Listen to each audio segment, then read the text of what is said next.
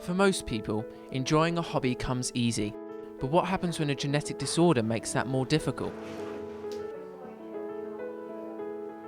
Meet 22-year-old Sophie, who has Wolcott-Rallison Syndrome.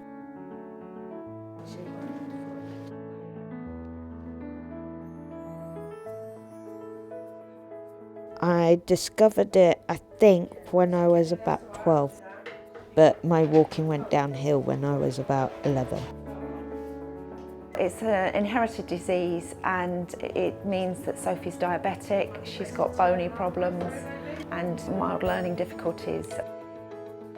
Wolcott-Rallison Syndrome is a very rare genetic condition with only 60 reported cases worldwide. It is characterised primarily by the onset of diabetes during infancy. These are some of the common symptoms of the disorder: hand deformities, learning difficulties, enlarged liver and spleen, bone fractures. Before I moved in, I think, I had some builders sort out my bathroom so it was wheelchair friendly. I've had laminate floor put down before I moved in because it's easier to wheel my chair on. And then it helps a lot on a Wednesday having Emma come in and help me do everything. I've been supporting Sophie now for about 4 months. Got a very good relationship, me and Sophie, we're like friends really. I support Sophie with her insulin. It's not as easy for me to do my injections as it was. Also to transfer, she has a leg that sort of gets a little bit left behind, so I always help Sophie to move that leg along. Besides Emma helping Sophie with her daily routine, she also supports her on dog walks, which Sophie has turned into a business. I decided to start caring for dogs when people go away because I love dogs. I would say it's had part of it do with my condition. Before I was in a wheelchair, kind of wanted to work with horses, but then as my walking got weaker and I went in a wheelchair, dogs kind of came above horses. She's looked after other people's dogs before. She looked after a couple of dogs from down the road.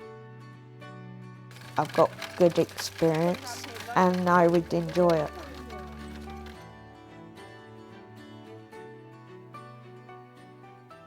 As well as her business, Sophie has a passion for horse riding. She used to ride at a young age but stopped when her condition deteriorated. Recently, she has started to ride again on a Wednesday afternoon alongside fellow friends at Barrow Farm. Claire, my teacher, has helped me the most because I've got her mobile and I've been able to text her and sort things out with her. I started as a volunteer 18 years ago and then they lost a member of staff and fortunately they were able to offer me the position as a trainee and I've been here ever since. It's helped Sophie a lot, largely with her confidence. Sophie will say herself she was more able then. Her condition has progressed with age and it's obviously a lot harder now. See, she could walk when she was little. She used to be able to trot around on the pony. Obviously that's not truly something that she can do now. Especially since, only a year ago, something tragic happened, which changed Sophie's riding ability. Whilst in a trot, Sophie lost her grip and fell off the horse. She was left in shock, and the doctors discovered she had damaged her wrist. After the accident, her confidence plummeted. I can't tap my legs properly on the horse. I have to mainly use my right leg quite a lot. But it's more affected my arms, I would say, my arms and my hands, because I can't hold proper reins at the moment. She was more independent before the fall from the horse, but she's getting back. To help Sophie get back into riding, she uses the iJoy.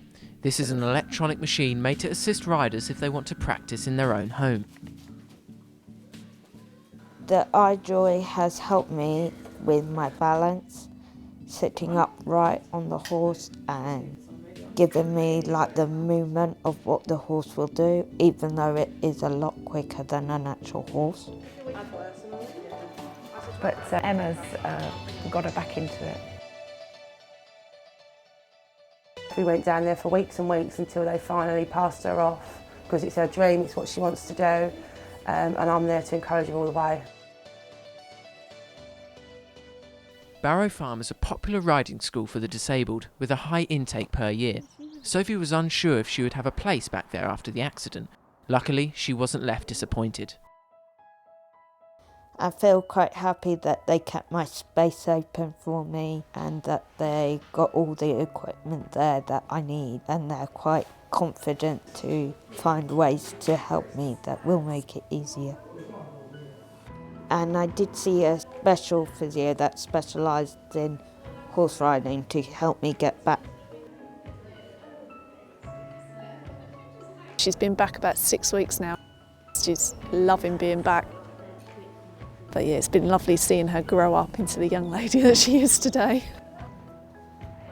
I think Sophie getting back into horse riding is brilliant. She's tried really hard to get back into it and she's really improving in a short space of time. It's a sociable thing as well. She comes and she spends time with her friends and then she rides with her friends. It's nice having a bit of chat with them at the beginning. It's a good way to socialise with other people that have maybe gone through similar situations to me. Bex and Emma, the girl that I ride with, have been the two that have helped me the most to give me the confidence to go back and just to show that they want me back. I love helping all these different people and seeing what they can achieve through their riding and seeing how they can be much more independent on the horse than they can in their everyday lives. My biggest aim for the future is to get back to where I was before I had the accident. The future's very positive for Sophie, I think.